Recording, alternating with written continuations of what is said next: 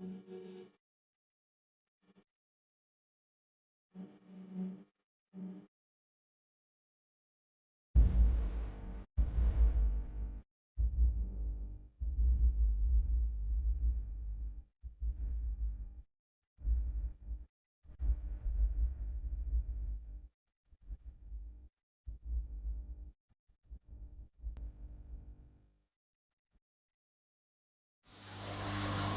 all.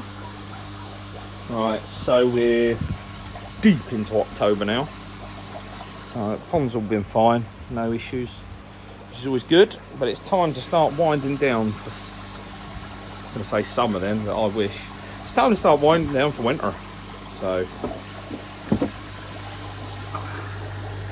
time to get rid of grub like that. And then if I just input a short clip here, you'll see. So what I've done is just drop my camera in again, same as I did last year. So if you watch this last year, it's exactly the same. Drop my camera down into the leg area, just around the base in various positions, just to see how much crap that's in there. Never a pleasant viewing. Last year wasn't too bad because obviously the Nexus was quite new, but this year it looks like this.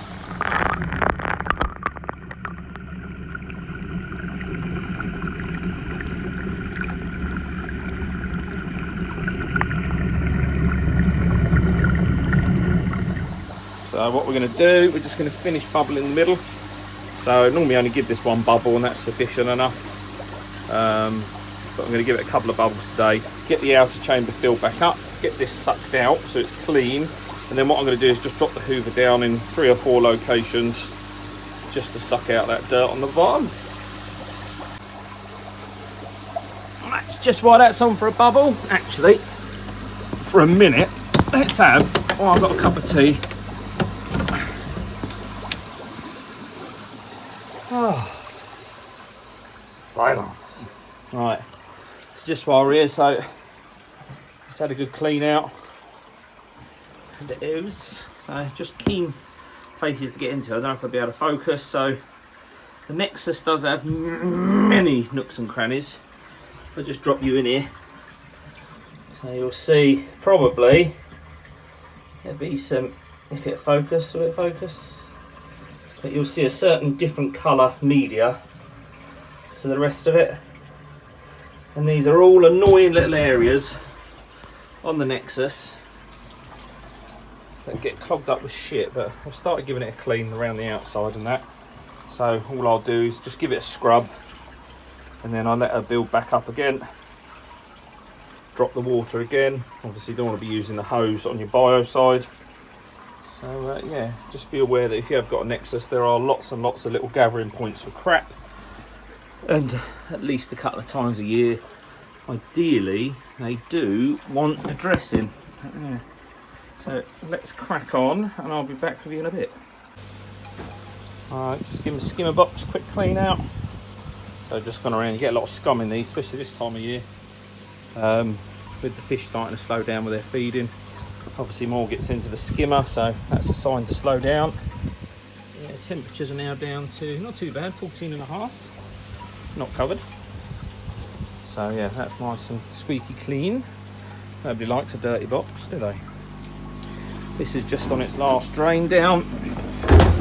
So, obviously the inside, squeaky clean as I like it. Got some shit to suck out of there quickly. But yeah, just waiting for the outer chamber to clean out. Everything's looking a lot cleaner.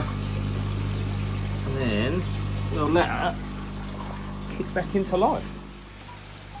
That's the window at a clean with the old magic squeegee brush. Extendable to 3 meters, isn't it, Ted?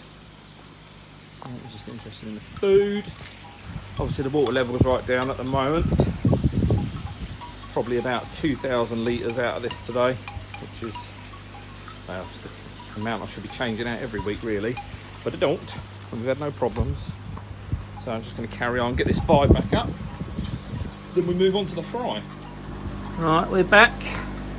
The wind chime in the background tells me that it is getting windy, but you can see some of the crud that's been disturbed. So I'm just going to give this another suck out. Hello boy! Sure enough, there's food around, there's Ted around. Get your big head out. Get your big head out. So this is the food I got from the All England Koi Show, the Daisuke all season. Wheat germ X. Not sure what the X stands for, but so we've got 34% protein. Got the alphabet letters in there, always good. Yeah, no, I've read some really good reviews on this, and I've got friends that use it, and they say it is very good. Notice that on there, look. 7 degrees they say, so I tend to. Hey! God damn, boy! Ted! Hey! I'm trying to film food! Monkey knuckle. But yeah, so we're just going to top the pot up and this can go back outside by the pond. 14.5 degrees at the moment, so we'll continue to try and get some food into it. And I'll join you back at the pond side.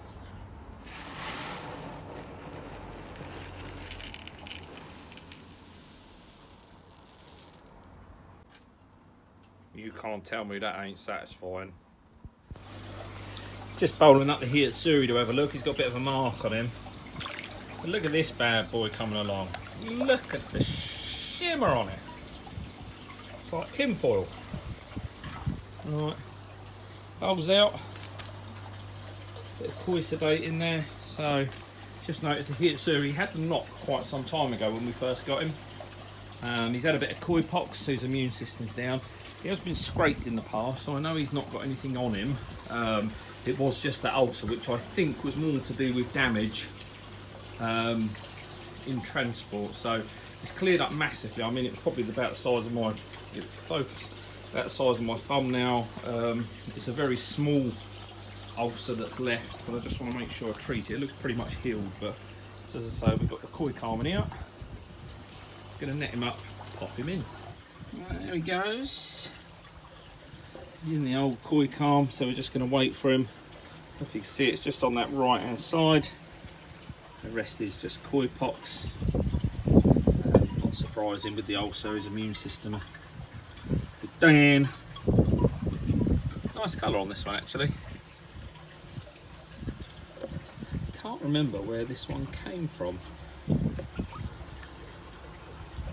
I want to say Murusei, I can't remember now. A couple of minutes and he'll start to turn, and then we can get him out. There he goes, starting to go, and then we can get him out, and then we'll get him treated.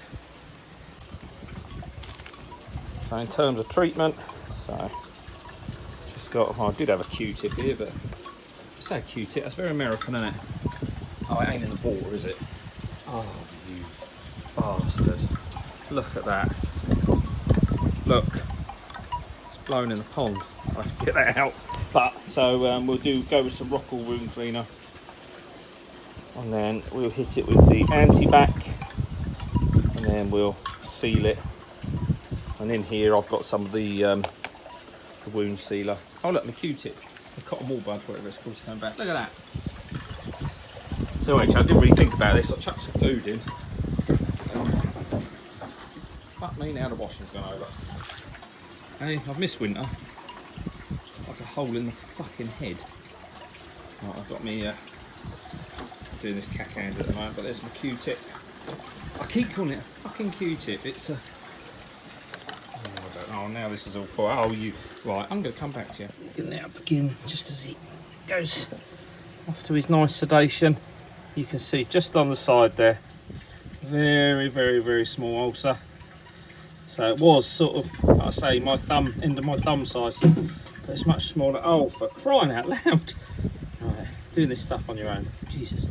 Right, so what I do is just give that a clean up, like I say, with the Rockall wool cleaner, and get it sealed up and get him back in. But yeah, nice koi this one, so I want to make sure we look after it. Right, so that's operation over. So don't be alarmed if it looks worse once you've finished. That's You know, for what was a very small ulcer then, I've gone under the scales, no bad scales thankfully. I did remove those last time. Excuse me burping. So yeah, it's had the cleaner, an anti-bac, and then it's had a top coat sealer. So what we'll see is obviously this now is on there nice and firm, and then I've just given the anti-bac a quick splodge around the outside. So like I say, just a minute ago it looked like a fairly small ulcer. Now it looks like a bit of a mess, but she will live, and hopefully that'll give us some protection. But we'll check her again in 2 days, 3 days, and if needs be we'll go again. But yeah, let's get back in the pond. Right, so I'm just going to bring her around slowly, so let her have some air with the koi calm. I know the clove oil, I don't think it sedates as well. B, personally I've seen a much slower recovery, but it does seem to, it takes a bit longer with the koi calm to bring them back round. That's the only thing I'll say, is to keep them close to the air, plenty of oxygen running over those gills. Obviously don't hold them right in the air, it's kind of anti-productive or co-productive, what's the word? So yeah, so what we'll do is we'll leave her here. I expect it's going to take 2 or 3 minutes for her to come around completely, and then she'll be let go with the rest of the fishes. She's in there, she's having a nice sleep. Just going to gently bring that backwards and forwards near the air.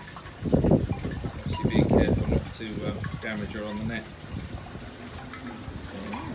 Coming you in a minute, and hopefully she's not upside down on the bottom. Just like that, before you know it, you start to wake up. It's a frightening time bringing a koi round. I'm still as nervous as I was the first time I done it. You always worry, are they going to come round, aren't they going to come round? But yeah, she's just taking some deep breaths. Fins are starting to move, so it won't be long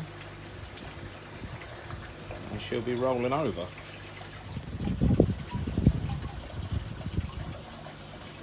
Just like that.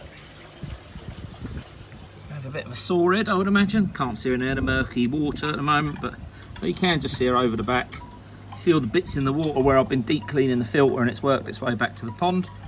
But yeah, so she'll just hang for a bit, and then before you know it, she'll be back up the top wanting food. So there you go. So that was nice and simple. Koi sedate. Well, it wasn't simple because I kept knocking things over because I'm a clumsy arse, but so yeah. Rock or wound cleaner, bit of the anti-bac, get a bit of the old koi sealer on there, the wound sealer on there, and then drops a bit of over the air back in. Nothing to be afraid of, just be very gentle. Ah, look, there she is, look. Sporting her new badge. Right, on with the jobs. Right, spontaneous thinking time. So I've got this section of the pond, which I'll show you in a minute. That is, well, basically I should have built the brush bigger. Excuse me shaking, I'm in a precarious position, there we go. So I'll take you outside, I'm gonna have a look. Excuse the light and the wind. So at the back of the pond, look at this, look. So there's my walkway and there's my roof.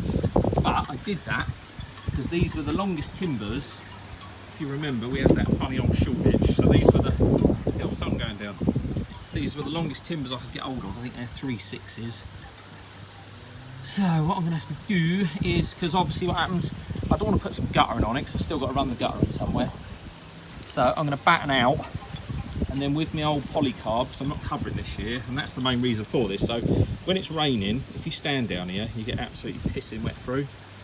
So if you're doing stuff for the pond, it's a pain in the arse. So what I want to do is box this in so I can stand here in the dry. In the winter I can still come and admire the shit bags. Yeah, but at the moment this gets very, very boggy. So you imagine heavy downfall, the area of this roof, it ends up with quite a bit of water down there. So yes, I'll update you in a minute, but it's a bit of a bodge, but it'll be alright. Right, no, we're not making mini pumpkin cakes. So your shiki kiki goi, whatever food it is from Jack, I did mix it in with my Copins 0.8. It's got too small. I'll put this still up. You can see the fish aren't eating it. It's just clogging up my filters. So coming in the top left now, absolutely disgusting. That was about 1/2 inch thick, and it was just mouldy fry food. So what I'm having to do, because it's mixed in, and I don't want to waste it, because this gets a pretty good write up. Jack the Balding Reefer, if you want to get your hands on some of that stuff. And what I'm having to do, so I couldn't find a sieve with the right holes. Just by sheer chance, 6mm holes are on a cheese grater. So the wife's upstairs. She don't know I'm using the cheese grater, and she won't know because the time she comes down, oh, that might be her now. I've got to go, all right. But yeah, if you get food mixed in with Copins 0.8 and 6mm, what you need is you need one of these. All right, I'll see you later on. Yeah, gotta go. Bye. Right, just before we go, so back of the pond. It's a bit rough, but it'll do. Get us through the winter. So it just means we can sit under here and be nice and dry. So that's where I can stand. It's nice, turn everything off. So now what I'll do is that side of the pond, that side of the pond, that side of the pond, lovely day, I'll cover off. But I'm actually going to have the sheets on the sides. I don't want them flat again. I want them like that, so then I can still enjoy the fish. But that, for this week, is a wrap, I think. There's nothing else to show you. So we're happy. Buddha's happy. We're happy. Catch you on the next one.